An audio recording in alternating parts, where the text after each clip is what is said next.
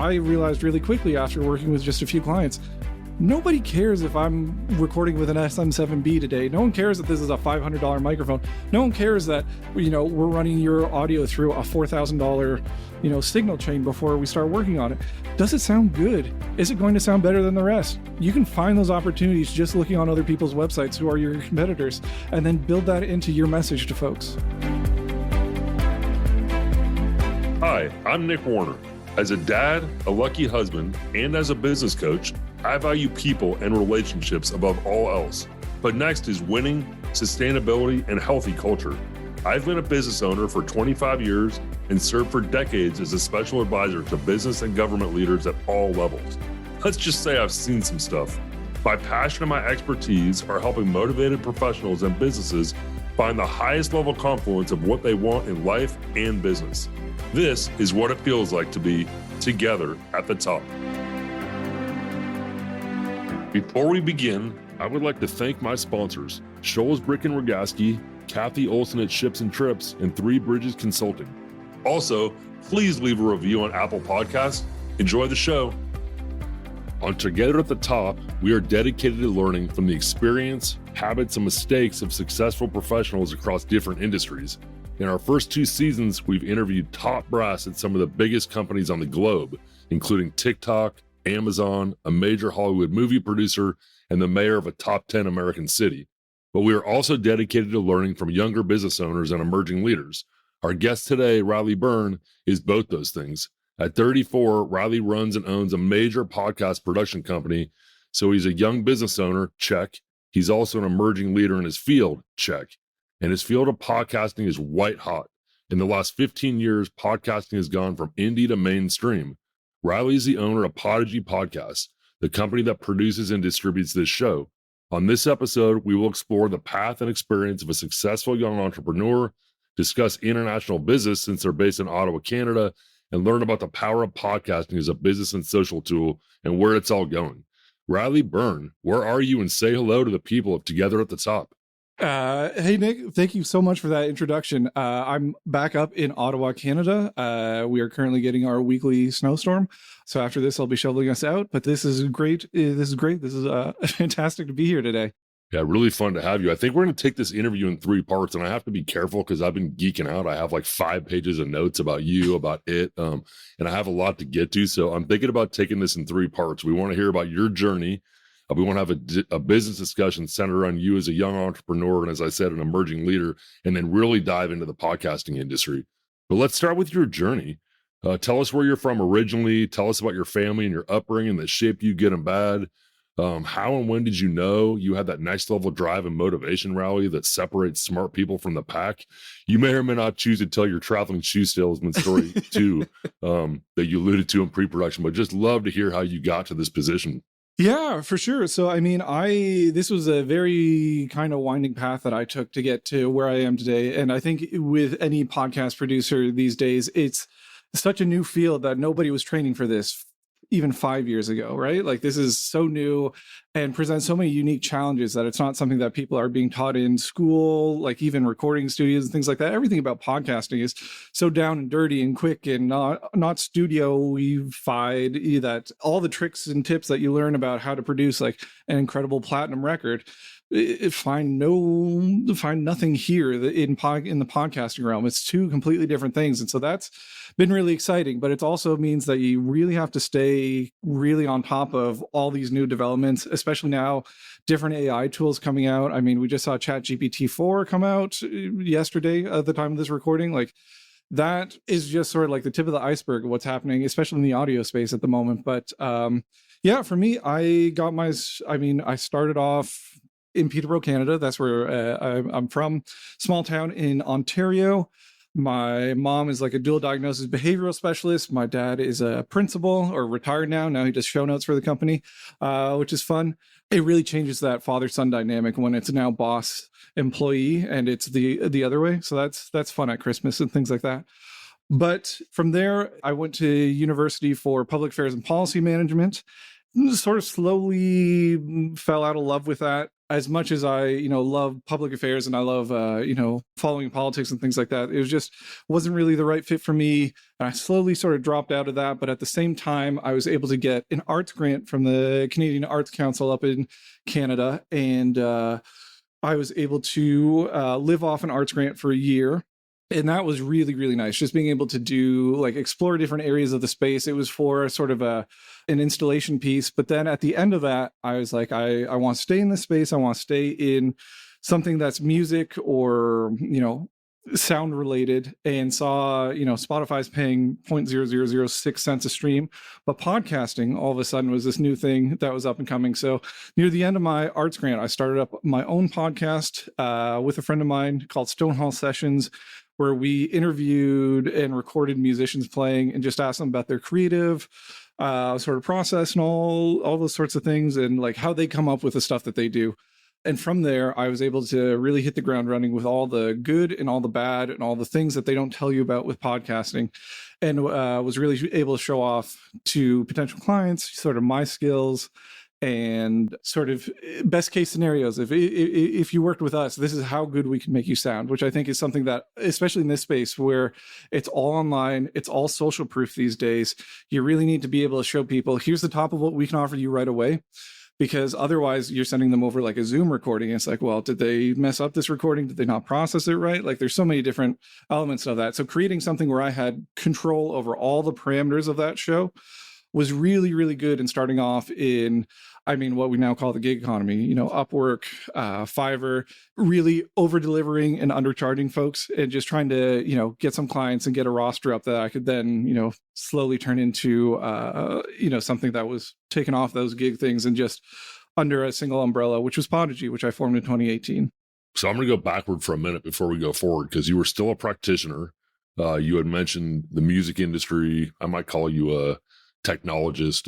You might even describe yourself as a geek for the stuff. And there's lots of practitioners that do this. But at what point did you realize, you mentioned control, and I find that an interesting pivot point, because at times it's I can do this so much better.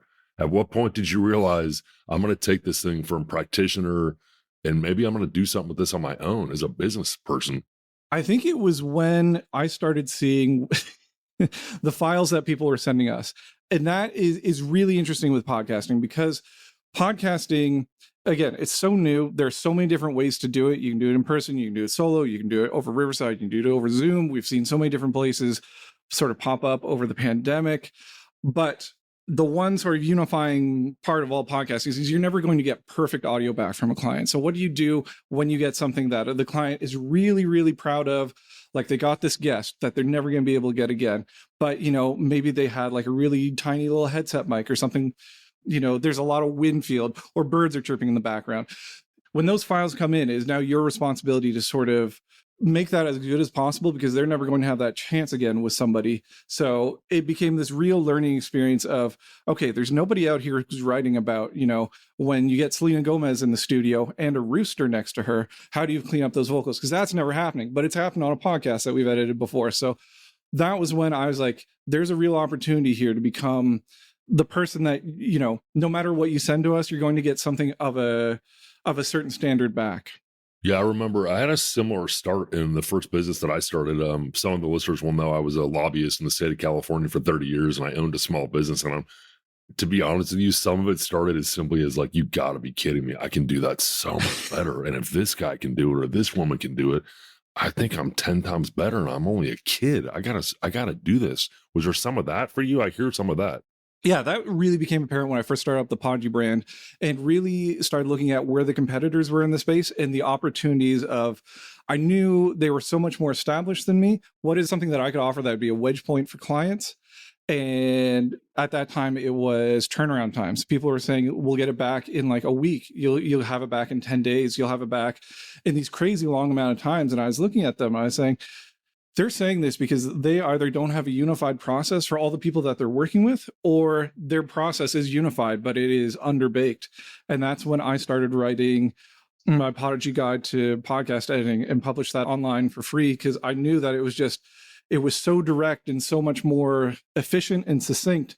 than what other folks were using in the space. And I think time and time again, it's just been proven that that is the case. That has gone on. That's been our most popular blog post or whatever you want to call it ever. It's now taught in some universities. I look at the backlinks for that all the time. And it's like, we get shout outs from podcasts. We get shout outs from YouTubers because sound is such a ephemeral thing. It's something that everyone can tell when something is off because we communicate through voices every day. Everyone can tell when a voice is off, but very few people who are not in the industry can really communicate what is wrong with it. So you get all these different, you get feedback from clients all the time. Oh, it's noisy, it's crinkly, it sounds crispy or something like that. And you have to sort of translate that. Okay, so what does that actually mean in a audio restoration sort of way?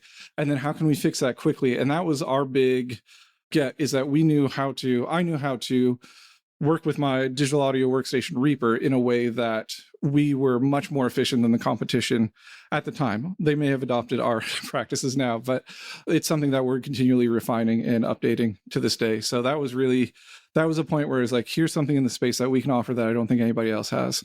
And you were what, 25, 26 when you started having these, they weren't dreams. They were right in front of you to say, I think I can do this better. I might do this. But you were mid-20s, right? Yeah. And that was something that I really learned from, I mean, you alluded to is my boss when I was a traveling shoe salesman. Shout out to Mr. Battaglia. When I was in high school, I had this job that was on the weekends. And basically we went to fairs. We went to like professional events. We went to like something up here called the CNE, the Canadian National Exhibition. It's like this big, I think it's like 24 days or something like that. And you're basically working 7 days a week, from 7 a.m. to 7 p.m. We didn't live in the area where the CNE was. So it was, sort of 3 hours driving in and then 3 hours driving back every day. That was like a crash course in, how to do business, but then also how to look for opportunities, which in this case was just, we had Crocs, you had a broken sandal. There's an exchange to be made here that not a lot of people were looking for at a fair that it's like a boating event. So that was really interesting. Yeah, for sure. You mentioned this manifesto you put out, and that was in 2018. I want to go back to that because it's a really interesting decision you made. You made a decision to share your really valuable intellectual property with the world as bait, which could easily backfire. And a lot of people protect that. You did the opposite. Just real quick to level set our listeners, in 2018, you posted a manifesto which launched your career in podcast production, How to Make a Podcast, it was called. You made the decision to share your intellectual property with the world. As I said, it seems risky, but appears to have built you near instant credibility. The article goes over absolutely everything someone would need to start a podcast of their own, from having the idea, getting the correct microphone, having eye-catching artwork, which, by the way, I love my artwork that your company did for Together at the top, and putting it out in a streaming platform. Note from my researcher, I thought it was a really interesting note from Alex Warner. She said, I honestly think this is a great advertisement for his company. Not sure if that was intended or not, because someone reading this would realize it's more difficult to do it on their own and they might actually need their help. Talk to us about that. It's a really interesting way you got to market. That was exactly sort of the idea behind it. So I knew I was launching this podcast production punk company. I knew I didn't want to make it personality driven. I knew I didn't want to make it the Riley Byrne podcast, whatever, because I knew at some point I wanted to take a step back to help grow the business further than that. And if it was always associated with me, then it was always going to be clients were going to be wondering, what's Riley doing? Is Riley still on this? Yada, yada, yada. I wanted to present it as Podigy, but to do that as a business, your bona fides, I feel like, has to be so much higher than if you are just sort of selling yourself as a coach and here's all the knowledge I have. And so I had my partner, still my partner, she lent me $500 to start up this website for Podigy. And I knew I needed to get traction in an SEO way very quickly because I didn't have any money. I didn't have any money for ads. I didn't have any money, for influencer marketing. I didn't have money that I could spend, but I had loads of time because I was sort of underemployed at the wine rack. And so what I could do is I could come home, I could do a podcast that I could put up on the website and say, hey, here's, Stonehall Sessions, that sounds this great. And if you work with us and you follow our guides or you follow our advice, we can make sure that you sound this good. But then the other thing I needed was to get ranking in Google very quickly through SEO for podcast editing. And I figured the best way to do that is probably just a podcast editing guide. And it would rank us for podcast editing long term, and then all the sort of other things that we talk about, which, is like EQ, compression, noise reduction, all that sort of stuff that people may be looking for when they're like, oh, I've recorded this, but it sounds off for some reason. And so for about 6 months from the end of 2017 to January 2018, I wrote like a small novella of just how to edit a podcast this way. And it shot us to the top. Back when podcast editing was a little bit younger, we were like number 1, 2, 3 on Google. And we were getting, at the time, I also had a chat bot on the site that people could talk to me directly. And so I had so many people talking about, the editing guide and then also our services. But the big thing was, yeah, you can do this yourself. Here's the best way to do it. If you don't have time to read this small novella, or if you don't have time to sort of do this week to week, that we have a proof of concept here of how we do it. We'll apply it to your podcast. We'll make it sound great. So it was that sort of two-sided thing of like, let's get the SEO, but let's also show people how much work actually does go into this. Yeah, one thing I'm struck by everything, but one thing you said that's really interesting is you didn't have money, but you had time. And I actually was going to interject, but you were on a roll, so I didn't. It's amazing how motivating not having money can be, but you married up, I have time and intellectual property, but I don't have money, and did something about it. One of the things I've always told my girls, I have 2 kids that are in college, young and mid-20s, and I've said, don't be foreclosed to the fact you might come across something at an early age and invent something. And it's an interesting business axiom you just tripped on. Quite frankly, I wrote it down on my page and I circled it. I'm already at a page and a half of notes of things you've said, but not having money, but having time at a young age and some real significant intellectual property, you did something with that. Kudos. The other thing you said that I think is interesting, I'm going to use different words than you, Riley, and we're going to start to get into this practical business owner discussion of you going from a solopreneur, which is a word you used when we were together in Los Angeles a few weeks ago, and I got to know you a lot better as a business owner and an emerging leader. But there's a difference between a practice and a business. And I think you spotted that really early on. You told it a different way, but you realized if it's just Riley Byrne Productions, just like if it's just Nick Warner Associates, it's Riley, Riley, Riley. I want Riley, Riley, Riley. I want Nick, Nick, Nick, which is great. And they should, but that's not, you can't build a practice in there. You recognize that really early on and built it around substance, not around people. And I think that was one of the things that it was just a natural next challenge of writing out this guide is I could write a guide that just says, be a perfect podcast producer, and then be perfect for me. And then I'd know how to do everything that was sort of in my head. But what I came to realize when I was translating everything that I do into a simplified version for the website is I can't just say, look around for the notch filters that might be spiking, or, use your years of ear training to sort of figure out which frequencies need to be brought down, or try and figure out the correct knee on your compressor so that things aren't as sharply being cut off. That was going to serve nobody. That was going to be just sort of more gobbledygook that is coming at someone who is desperately trying to start up their own podcast. So we really, the best part about writing down that guide was figuring out how do I make the tools that are very specialized into things that are step-by-step someone could walk through and still get a very good result out of it. And one of the more infamous ones is in the guide, we recommend this very specific EQ curve that if you look at it when you look at it as a visualizer, the line that the EQ is taking out, it sort of looks like a smiley face. It dips down in the middle and comes up. That has been so popular and has been around for so long that I now discover YouTube videos saying this Podigy EQ curve is wrong, and here's why. And they're exactly right. It doesn't fit every single person's voice specifically, but what it does is it gives you this curve where the very fundamentals of what you listen to when you listen to somebody's voice is like the deep resonant tone, and then the very top part of somebody's voice that sort of articulates and keeps our T's from our V's from our B's and things like that. So if we just carved out all the middle frequencies where there could be a lot of problematic honking, or like maybe a room's not treated, so certain rooms are resonating, we could eliminate a lot of that, and then somebody was just listening to the very base frequency and the thing that really helped articulate what they were saying. And so it works 95% of the time, but if you're really going to make a perfect thing for your voice specifically, it was something that you were never going to do. And that's what these people accurately point out now. But that was never the purpose, was to make a perfect voice for you specifically. It was to, how can I get the most out of a $30 microphone that I just bought that, has a really wonky response to it. So it's been funny to see that grow and proliferate and then come back, live long enough to see yourself become the villain sort of thing. One of the things you do well, tell me if you agree with this or not, my observation is you question the premise.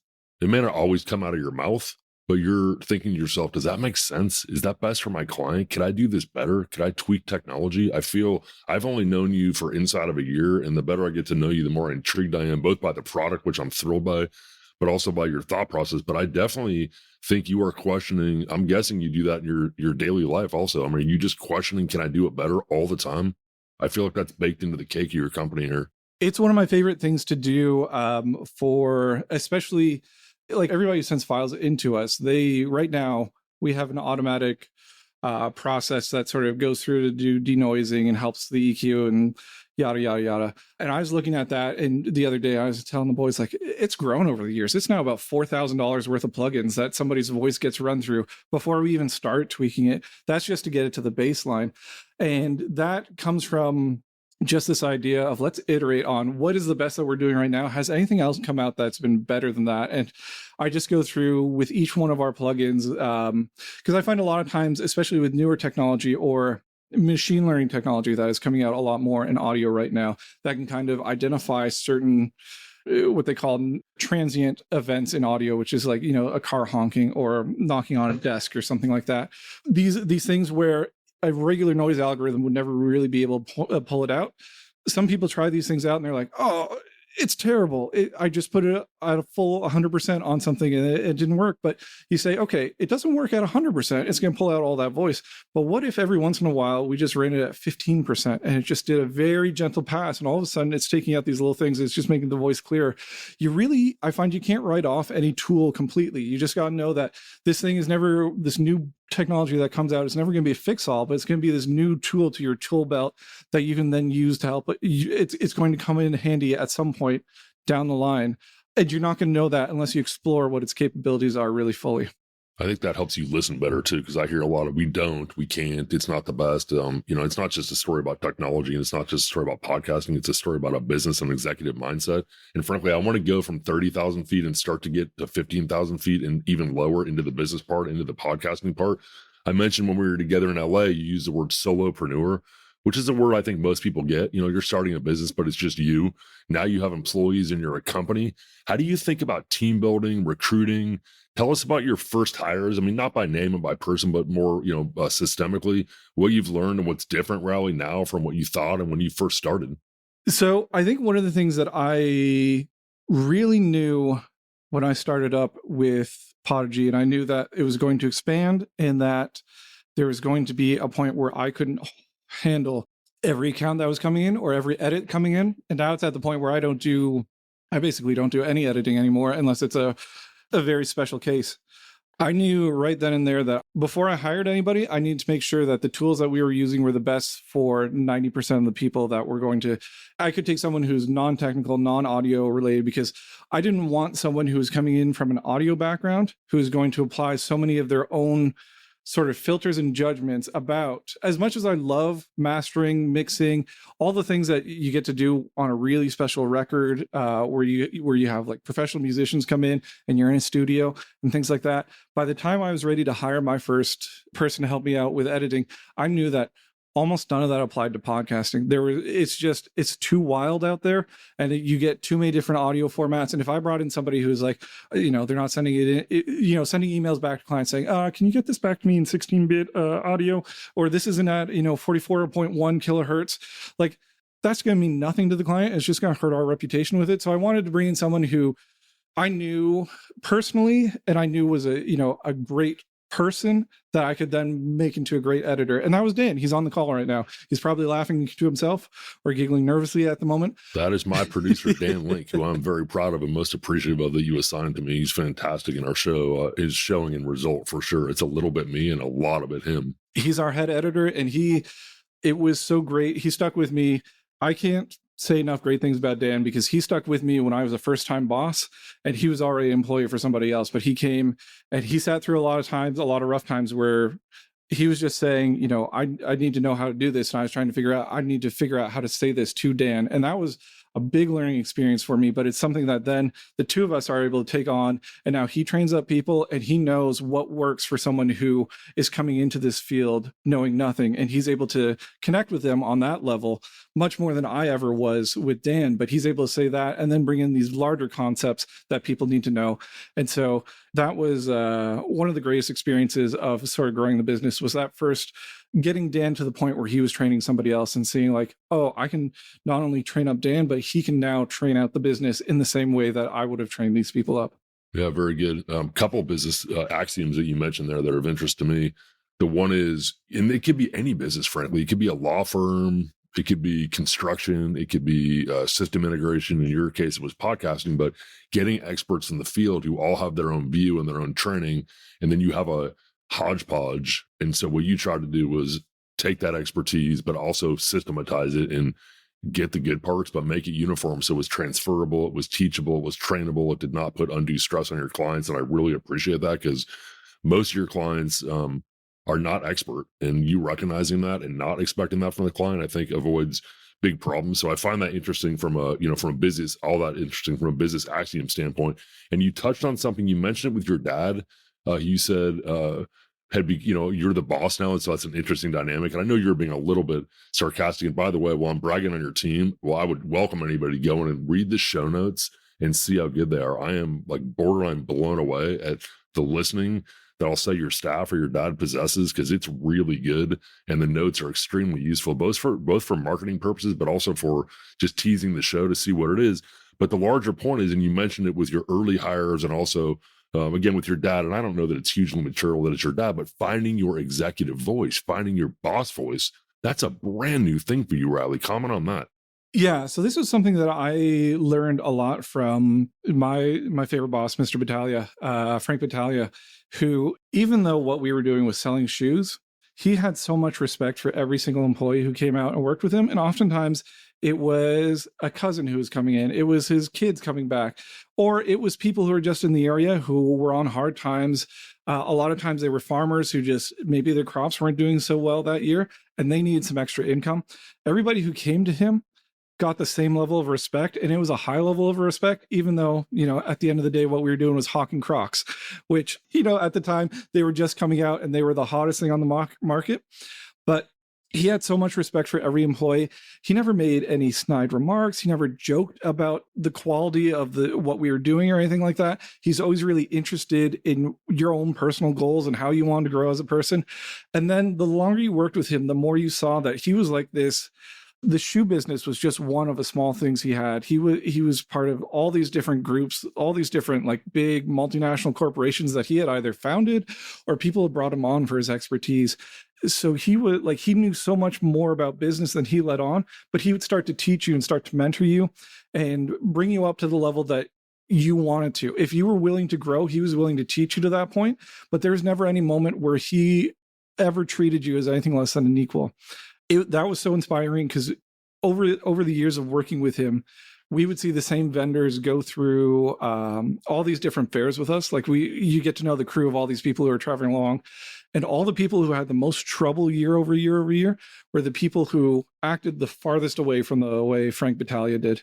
And so just being able to see not only the example of a great boss, but also what happens when you're not treating your people that way was just, it cemented so many great lessons in my mind that I didn't even know I was going to take forward after, it just became parts of the way I treat people in business. Yeah, mentoring is important. Networking is important. And you're lucky, because early on, when you get good mentoring, I was so fortunate. My first three bosses, probably it's not appropriate to mention them by name, believe me, they know who they are, have had huge impact on me. I'm in touch with all three of them to this day.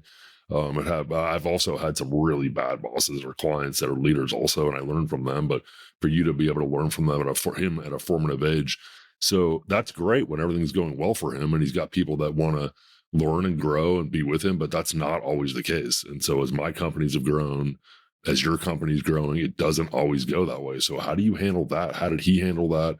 How do you handle when it doesn't go as well? Finding your boss voice, or maybe even moving somebody out the door. What are your thoughts on it ain't good enough, it's not going to work for me, or Podigy? How does that work?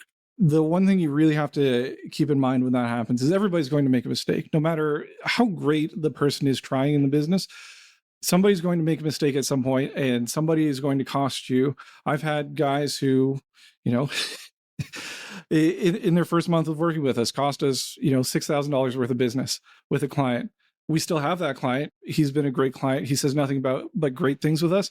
So the big lesson that I took away from that, and with every single person who has started working with me, is there is going to be mistakes. As long as you're willing to grow from that, as long as you're able to see, yes, I recognize where this went wrong. Yes, I saw that there was a system in place that should have helped me stop that, and I wasn't using it in the right way. And I'm going to make sure that I am using it the correct way going forward. And I want to get better from this. You can't ask for a better attitude than that going forward. And for every person who we've ever had an issue with where that was their response, they're still with the company. They're still with us. They're still growing. They're still going into new and better roles with us. It's just being able to have that ability to say, look, this was on me. I screwed up, but with you and with the company, we've got steps in place to make it better. And I understand the lesson. Yeah. I mean, that's the really important part. Is there fidelity to the mistake, or are we making the same mistakes over and over? Are we able to translate why that was problematic and then not make the same mistakes when the same or similar situation presents itself? When I see pattern and practice of either behavioral issues, performance issues, on time issues, that's a problem, is when you're not course correcting. How do you deal with that when you're not getting the fidelity to the discussion or fidelity to the lesson? When it gets to that point, it's really, let's work one-on-one together to see where these issues are. And one of the greatest things is when the issue is on me, when the issue is something that I can help correct, because then that means, okay, this is a learning experience for me that I can now apply to everyone else in the business. And if you're having that effect, or if this is affecting you in this way, there's probably 2 or 3 other people who it's having the same effect on that are just not piping up. So I'm always trying to make sure that I'm flexible to be able to see it from their point of view, if it is something that is like something systemic that we need to change.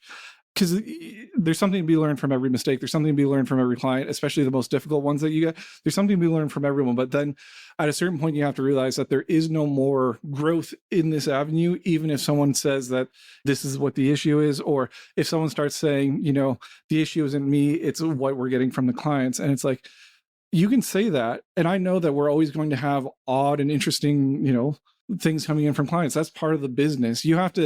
What we're doing is developing systems around how we know files are going to get back to us. So you have to really make sure that you are willing to take that on and work with me to say, okay, this system is okay, but we can take it to a better level to better serve these clients. Because the answer can never be, we just need better clients, because that just doesn't happen.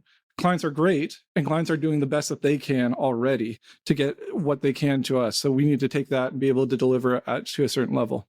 Yeah, that's good. I'm not able to get you in the weeds. I'm not going to keep trying on like when it doesn't work out, but I will just tell you like a phrase that I use. And, I have a lot of business coaching clients, and I've had a lot of success as a business owner and as an employer. And I'm so proud of, so many people that have worked for me and with me that continue to this day to just do great things. And I've had great mentors, and I hope I've been a great mentor and a coach as well. But there are certain places, Riley, I will not meet you down there. I will not meet you down there on timeliness. I will not meet you down there on I was going to say giving a shit, on caring about the clients, on actual quality, on how we get through conflicts, things like that. I mean, there's just a certain place, and I have fired very, very few people in my 25 plus years of business ownership, which I hope, like you, means I'm a good recruiter. I'm a good trainer. I care a lot. And so when I see somebody having struggles, we'll try as a company, and then I'll try individually. I like all the progressions and all the checkdowns, but at a certain point, I won't meet you down there, and you got to go. And that's something I've struggled with a little bit as a small business owner, because you get really close to the people and it's hard, and their families, but we don't exist to employ people. We exist to run our businesses.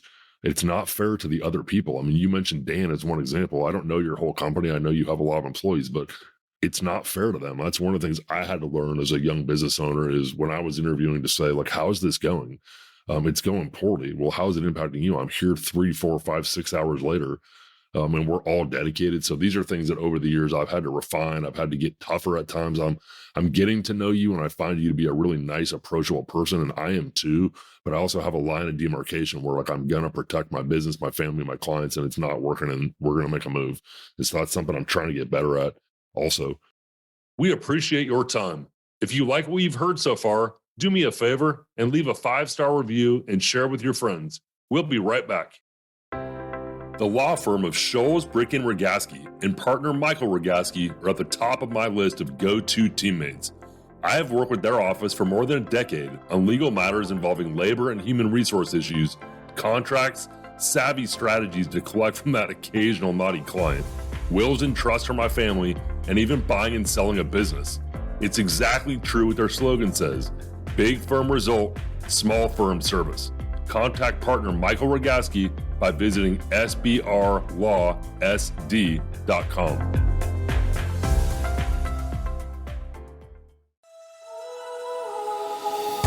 Kathy Olson at Ships and Trips makes travel planning so easy.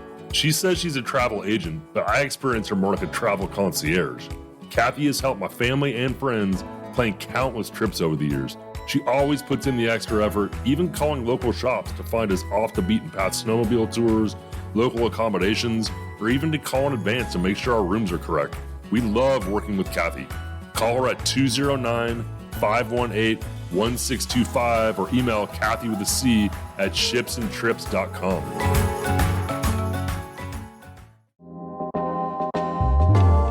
The video Three Bridges Consulting produced for nickwarnerconsulting.com has increased my sales and the quality of the leads I get.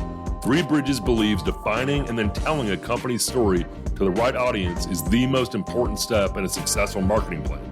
It's not uncommon for a new client to tell me the video on my website was the reason they called me. These guys really know how to use video to help you sell your services. Contact Dennis Williams or Sean Springman by visiting www.threebridgesconsulting.co. What have you been surprised by in your business dealings? Again, as a young entrepreneur who came from the field, if you will, now is running a thriving international business. What have you been surprised by? A couple examples could be payroll's hard, invoicing's a pain, office space, employee drama. What have your stressors been, or what have your surprises? Where have they come from? I think one of the big things is just when you're starting up and you're making that move from, solo entrepreneur to you're hiring people and you're starting to want to build that infrastructure for a business that can hopefully at some point exist without you. Like you could take a few days off and everything stays on. It's this, machine that you've constructed that works without you. All the nitty gritty in making sure that you are legal with the government is such a huge thing and such an unexpected thing from going from a solo entrepreneur where you are, you're working with largely just freelancers. And at the end of the year, that is very not complicated to, all of a sudden you have employees, you've got salaries, you've got payroll taxes, you've got all that sort of stuff that thankfully it's been one of the, I think, a lot of these new web companies have identified this is a huge bottleneck for small entrepreneurs. And then you can find these places where they will help you automate a lot of that stuff. But your first time of going through all of that, and then, we're coming up on tax season, and it's like, okay, I've got one job and now I've got a second job of just figuring out, sales receipts, taxes from, other countries. Where are we supposed to charge them? Do we have charter agreements with them? All those sorts of things, especially the international one. Luckily, Canada and the US, such a long relationship, very uncomplicated in that regard. And then banking systems. You guys have a great ACH system down in the States. We don't have that.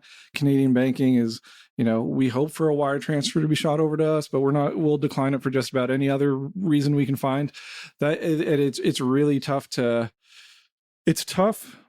figure all that out on your own. But then also the frustrating part is you're doing that, and especially with like the invoicing, you're presenting it to bigger and bigger clients who are expecting a certain level, and all of a sudden you've just sent them something that's completely wrong, or you have to go back and you have to rectify that correctly and very quickly to make sure that you're still presenting at that level of professionalism that they had in their heads for you when they signed that agreement. Those are the frustrating sort of bottlenecks, are points where how great you can deliver to a client, but then something doesn't translate in the way because it is the first time that you're doing something. And everybody's going to come across that as you grow that business, because it is, they're just unknowns that are going to come up and rear their head at you. So what do you do for your mindset around that? Because in the technical space, you can control a lot of those things. You go and acquire a room, you're a master of the technology. These are human behavior issues, that are system and government issues, big bureaucracy issues, new to you issues. How do you handle your mindset and your, I want to say you're zen, for lack of a better way to say it, but you're a pretty calm guy, especially for your age. I've been really impressed by your maturity as I'm getting to know you and the level of responsibility, but things do not always go your way and they do not always go my way. How do you handle that in these frustrating, high demand, challenging situations you describe? I think for me, the thing that I always take solace in is I'm not the first person to start a business. Someone has already gone through this. There is a way forward. And not only is there a way forward, but there's an efficient way forward out there that I just have to go out and research and figure out. And then that can just become part of the pipeline that we use, that we build out. And knowing that once we figure that thing out, once an unknown unknown becomes either a known unknown and then a known known, like once I know that this is a thing that we have to handle, 9 times out of 10, unless it's some very specific audio thing, it's something that someone else has already gone out and has done their own sort of Podigy guide on this is the way to do it the best way possible. And just figuring out, does this work for the business? And then let's integrate that as quickly as possible so that we can still be presenting ourselves as professionally as possible at every single step. This is a weak point in our armor. Let's put some plate shielding up on that. Yeah, for sure. No, I appreciate that. I'm going to ask you one last question about the business, and then I really want to dive into podcasting the time we have left. And I've done a little bit of foreshadowing to some of the listeners of the show what we're talking about. And the thing I got the most excitement about was, I want to hear from a young entrepreneur and like a young driver, because that's a lot of our demographic. That's a lot of all podcast demographics, frankly. But also, I want to hear more about podcasts and why people love them and where it's going. So I want to jump into some of that. With your indulgence, let me set the stage and give a little backdrop.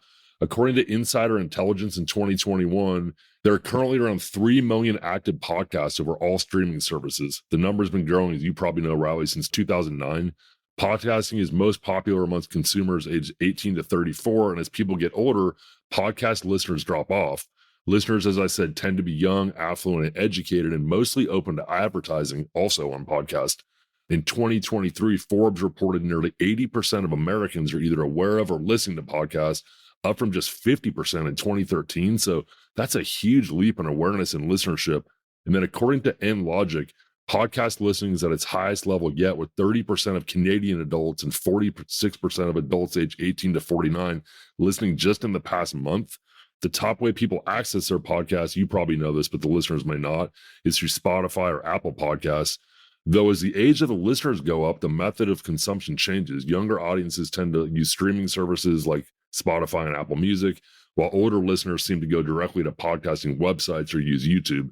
And then lastly, I'll close with, and then I have a bunch of questions for you.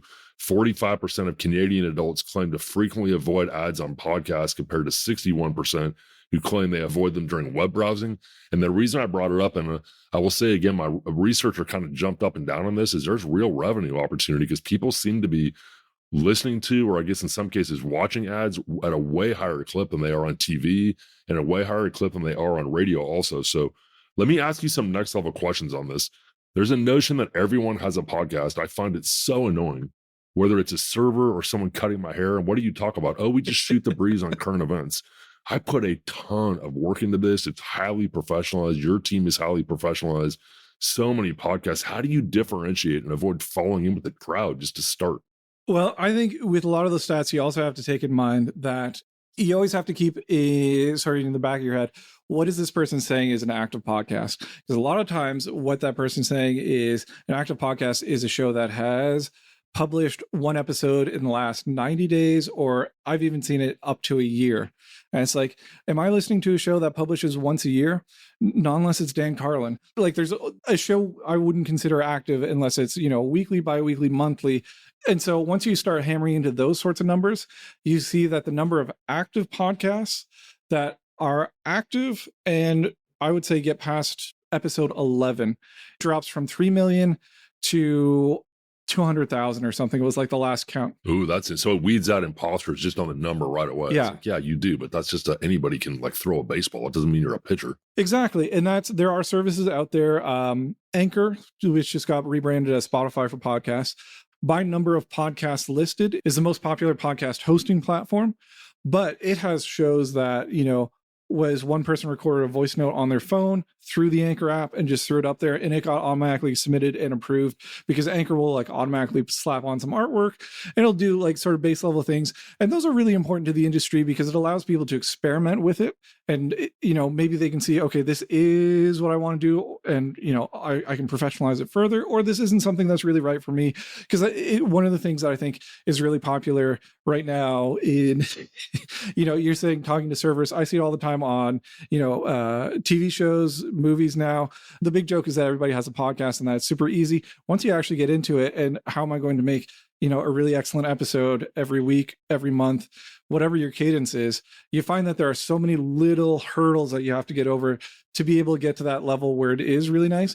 But the people who are doing that regularly, and again, it is so much smaller because there is so much more work that goes into it, you are finding that they are reaping the most success from, these growing numbers of listeners, and these they're finding interesting ways that has never been done on sort of YouTube or more traditionally radio was where podcasting got a lot of comparisons from, of listening to ads. Like some of my favorite parts of certain podcasts are when they've got an advertiser who partnered with them. Maybe it wasn't a great fit, but then these guys work it into a different routine on how to get that into the show. And it's just like, I now have to check out this brand, or not even I have to check out that brand, but that brand cemented in my brain in a completely different way than it would have been if it was just like a pre-show ad that wasn't related to my host at all, that wasn't related to the show that I was listening to at all.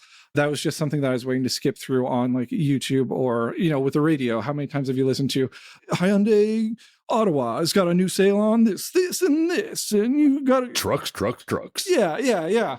And that just sort of like, we've seen it so many times that it just becomes sort of noise at this point. But when your hosts are like, this weird sandbag company sent us some examples of their sandbags, and you know what, I found juices of sandbags around my house because I lived in NoHo and it was flooding this weekend. All of a sudden you're like, something that would never ever live rent-free in my head now is sort of in there forever because of these hosts presented it in such an engaging way. And so I think that's one of the great things that I think podcasting offers that a lot of different mediums don't offer in quite the same way, because you have to do it in such a intimate way because you're literally in people's heads. You're in their earbuds, right? Yeah, it's good. I'm taking this as training too, because I obviously advertise on this show and think about what gets in your head and that sort of thing. How far can things go in this medium? What do you see in the market? There's some restraints on 18 to 34-year-old demographic being the most popular. But one thing I didn't say in the stats is the biggest shift can be seen in the 65 plus age group, which did make up 6% and now is 8% of the market, which it's a small percentage. That's a lot of humans. And it indicates, oh, wait, we might be able to stretch this a little further. The one thing I think about, I'd love to get your comment, is between the streaming TV, which I don't know about you, but there is so much good content out there forget about sports, just there's amazing TV, and then podcasts exploding. Also, how much can the human brain take without even regards to age demographics? Where's this thing going? I think that's a really good question, because it's going in so many different directions, and so many people are making bets on different ways that it's going at the moment. And I think what is going to happen is we're going to see a tighter integration between podcasting, because I think the biggest limitation in podcasting right now is that it is an audio only format, and audio is really, really difficult for Google to index correctly. It's really tough for robots on the net to sort of say, okay, we have a general idea of what this is. It's difficult and it's expensive. It'll come down over time. But what the best podcasts are doing is they're finding ways. It used to be you could start up your podcast as sort of like what do they call it? Like a front porch campaign. You didn't really have to do anything. You just set up shop and say, hey, I've got a podcast. And people would come to it just because it was the factor that it was a podcast was unique. But now I think where it's going to start going is it's almost the inverse. You're going to start a podcast, but then you're going to take the best parts of that and you're going to disseminate it into different arenas that you're finding success with, and making it as sort of platform native to those platforms that you're using it as possible, because podcasts offer, that a certain amount of adaptability. You can create a transcript for it, and all of a sudden you're ranking on SEO for all these great topics that a client, or not a client, but a guest of the show brought to you. Or you can take in, the best 60 seconds of a show and condense that into a vertical video, and you can start making a whole TikTok or YouTube Shorts or Instagram Reels just around the subject of business. And then you can start tailoring it and make sure that, I'll have these guests on that all have different opinions, but I can take these little snippets of things. And all of a sudden I've got this whole directory of knowledge that is searchable, that is indexable. And especially on YouTube, you can start putting up your show in these places. And then what I'm seeing a lot of with the best YouTube video podcasts at the moment is they're taking almost every single part of that podcast as its own little clip and putting it up there and then indexing those as playlists. Because I think what the future will be for podcasting is it's going to be folks they'll never stop subscribing to podcasts directly. But I think the next way to engage folks is you're going to start subscribing to sub podcasts, or you're just going to start subscribing to ideas, or sort of an RSS feed that YouTube comes up with of just Neil deGrasse Tyson clips, or science clips, or clips about the metaverse or something like that. And you'll get a whole bunch of different tiny clips that are all indexed a little bit more specifically towards that theme. And then people are going to start optimizing to make sure that they have all these sort of subjects, or that they're indexing those subjects correctly. Because I think where we're at right now is just this precipice of where it is going to explode into a bunch of different ways that I think a lot of different people who are not being served by the way that they learn at the moment are all of a sudden going to be served in a way that's specific to them. And I think one of the best indicators of that is if you include, YouTube streams into podcast statistics. YouTube is like number 3 or number 2 biggest directory at the moment. So once we classify that, or once they make more moves into the space, which they keep indicating they're going to, it's going to be a completely different ballgame where I think a lot of folks are served in ways that really benefit them. Yeah, it's really interesting you talked about the way people learn, because to be honest with you, you don't hear a lot of people talk about that. And for me, that's the biggest reason why I don't know if use podcasts is the right way to say it or not, but I have podcasts in I learn from people, and I learn from anecdotes and experience, like being on the ground, or I might want to come to your meeting, or, see the thing with my own eyes or my own hands. But I learn a ton. I often find myself on a bike in the gym, in a quiet room, going, oh man, I never thought about that. Or I get a way to talk about something that I never considered using those words before. So I really, really think about podcasts as a learning tool, but I find interesting podcasts as a business tool. And people ask me the wrong question. I'd like to get your comment on this, and I'm going to comment also of why podcasting has been helpful for me. Why are they so popular for business? It's not just individuals who want like a rock star, or like there's all these celebrities and, or a sports figure or somebody like that. But why are businesses, and I don't know what you're going to say here, why are they so hell-bent on having podcasts, and why are they spending money in this space? And I'm going to tell you, some of this, but our listeners won't, because I get asked the wrong question all the time is your listenership exploding? Like, how's your listenership? And that's a really small component piece of why it's important to me. But what are you finding in the business space? Why do people do this? The absolute best use case for podcasting in a business sense is social proof. If they're not sure about your business, if you've got weak copy on your website, if your website looks like, it hasn't been updated in a few years, if you've got all these sort of detriments against you when you're presenting to someone who's just finding you through Google, or finding you, and they're comparing you against, 6 other, coaching or ad agencies or something like that.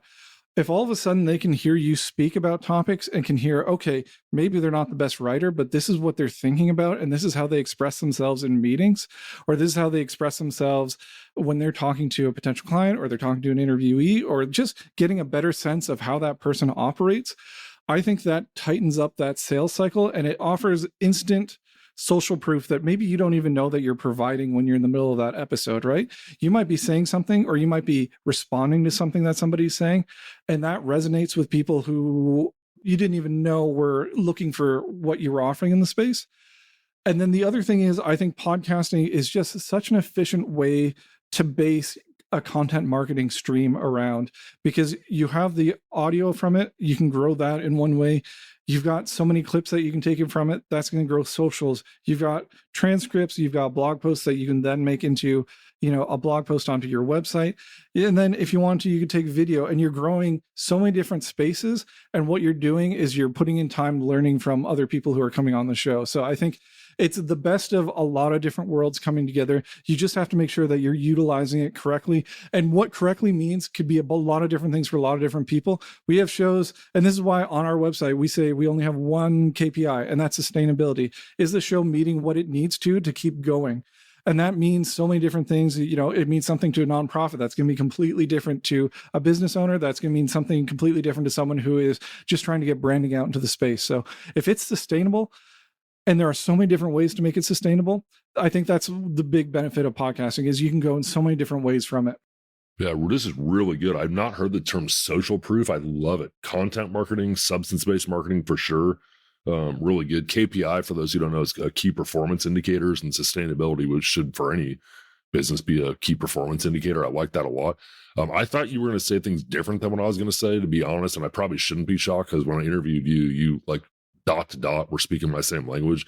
But that is it for me. I thought originally my goal was to grow a super popular show, and that has been a collateral benefit, and that's happening. There's like 10 times more humans than I know, probably 100 times, that are downloading the show, and it is taking on a life of its own. It is going well. And they say, or maybe I say, good bait catches good fish, because I've been able to get high level people through my network that's allowing me to get other high level people that maybe I don't even know as well.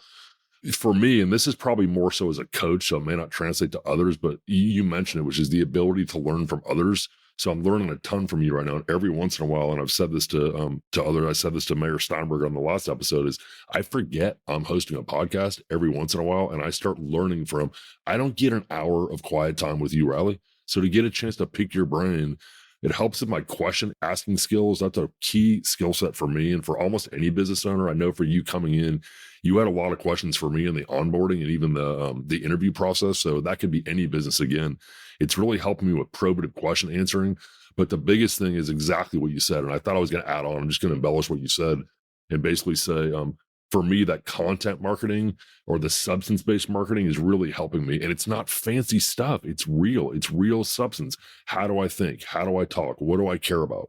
And so I had somebody call me the other day. It's a similar thing for video on my website, for example. I had somebody call me, a new client that I have, and she said, just so you know, I listened to your podcast coming in. This has happened to me. It happened last week, but it's happened probably 5 times where somebody said to me, hey, I listened to your podcast coming in. I really like what I heard. I like the way you think. I'm kind of interviewing you, but I've really already made my decision based on what I heard on the podcast. I'm like, oh my goodness, this is awesome. I didn't start it as a sales tool, but oh my gosh, it's a sales tool, because they're able to hear the substance without a static website. And I can speak to them. Same thing for the video. I had someone tell me the other day, I'm not interviewing you. I'm past that. Your podcast and the video was the interview. I wanted to see if I experienced you the same way. And the person said practical and down to earth and approachable. And that's what I'm experiencing. So I want to talk about how we're going to work together, not if. And that was all, frankly, the vast majority of that was a podcast with a little bit of help from the video. Really helpful.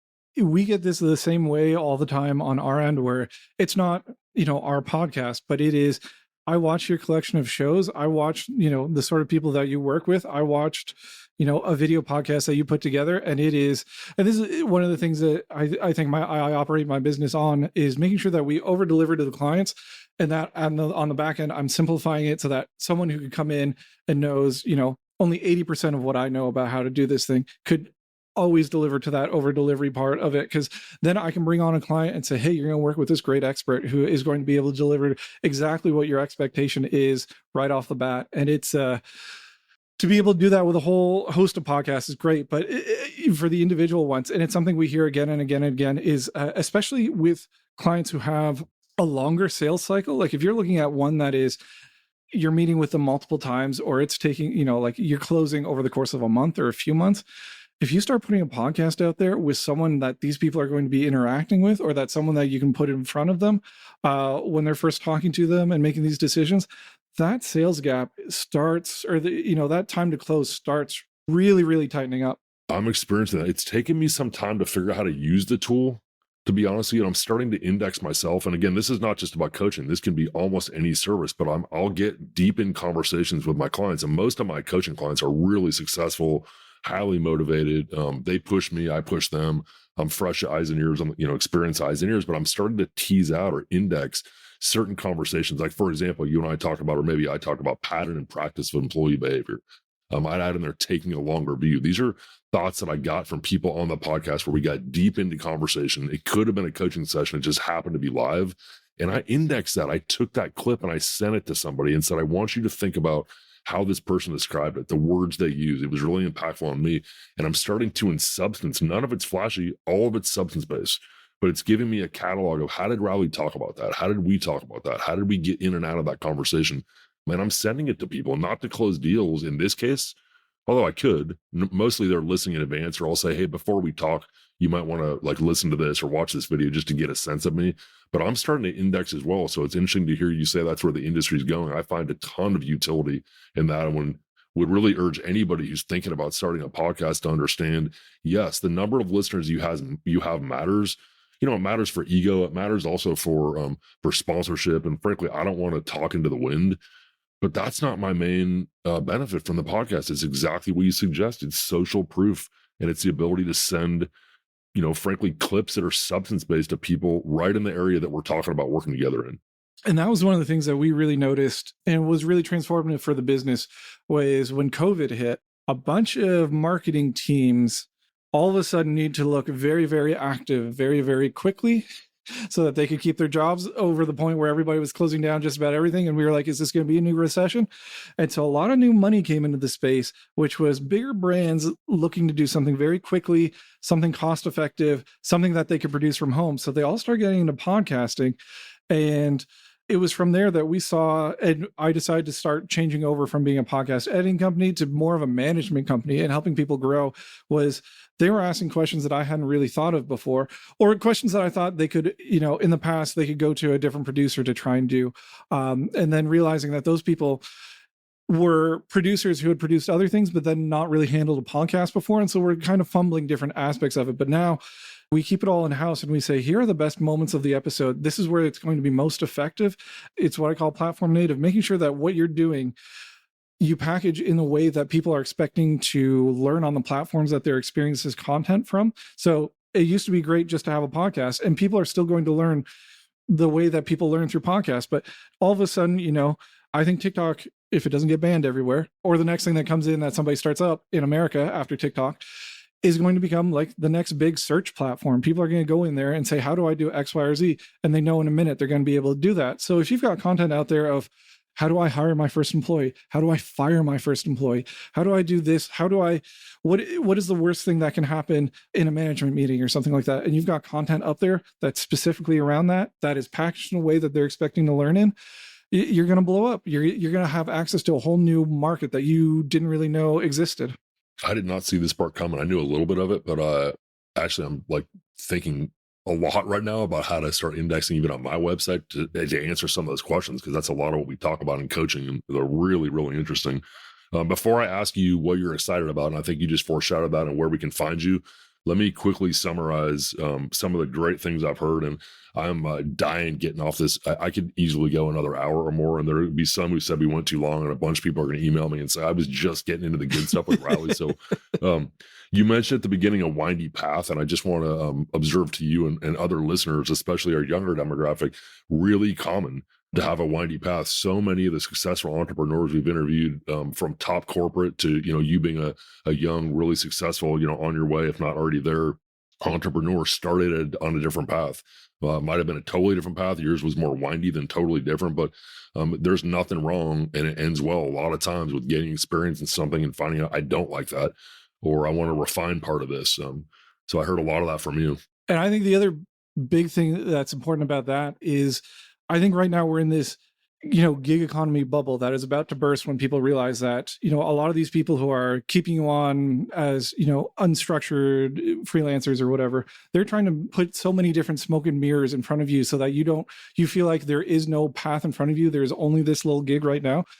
Take a little bit of time each week.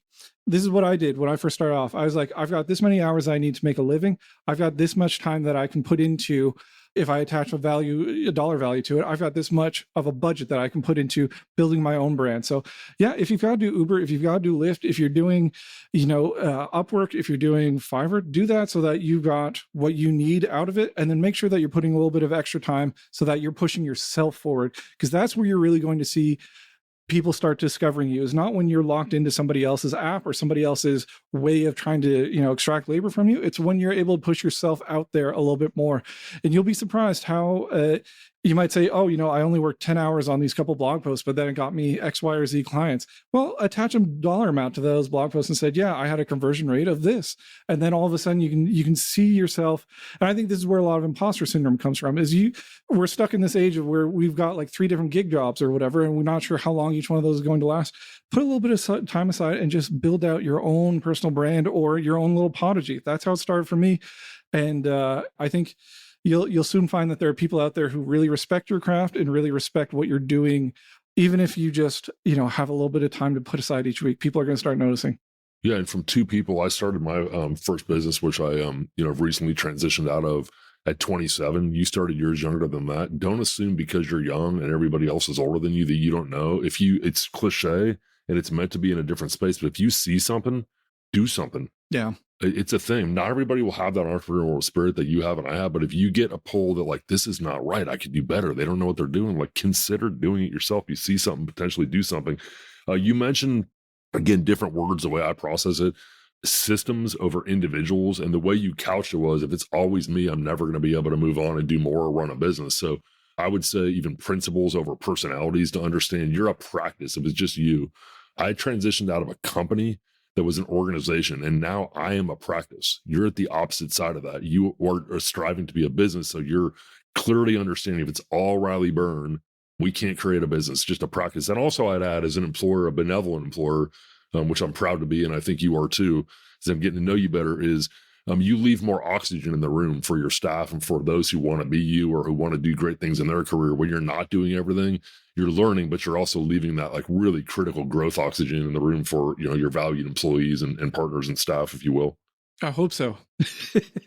You mentioned the nitty gritty, and I just want to point out to any business owner coming up, this nitty gritty thing where you go from, man, I really love what I do for a living, to like screeching halt of government regulations, payroll, taxes. It's a lot. And one of the things I didn't hear you say, but I think it's inherent, is getting help, finding resources. You're not the first person. The phrase I use, Riley, is once you dig that tunnel through the mountain, you can drive through it. And what you've realized is, I am not the first person doing this. And so reaching out and getting help in these expert areas, which also increases your aptitude and your expertise. But I happen to like, and frankly, I'd probably challenge you in a respectful way if you weren't doing that, to realize like you're great at something and you're probably mediocre to crappy at something else. Get expert advice. You know, for me, another example is a financial advisor. Like, I could study the stock market, but I do what I do and I do it well and I do it at a high level. I want to hire somebody to help me with that. And with payroll, and, you know, you can't do it right away when you're bootstrapping, but the stuff's hard. The nitty gritty is super freaking hard. And this concept of social proofing, I'm going to leave it alone after that, but really important. The podcast, the one thing I want to leave people with is it's social proof, it's content marketing, it's substance-based. You use whatever phrase you want. It's not fancy. It's not a fancy suit.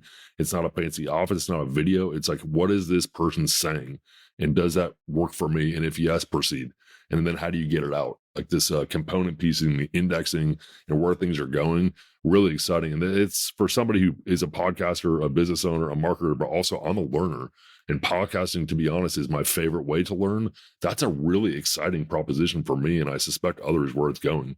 I think one of the great things is you can do that when you're starting off.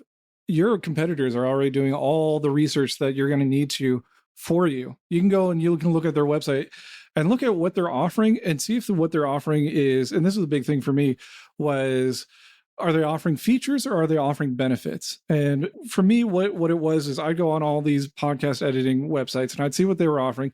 And they'd all have these big pictures of like these big old fashioned mixing boards with like 120 different channels, or they would list off all the different mics they have in their studio, or they'd list all the software that they were using. And I realized really quickly after working with just a few clients, nobody cares about that.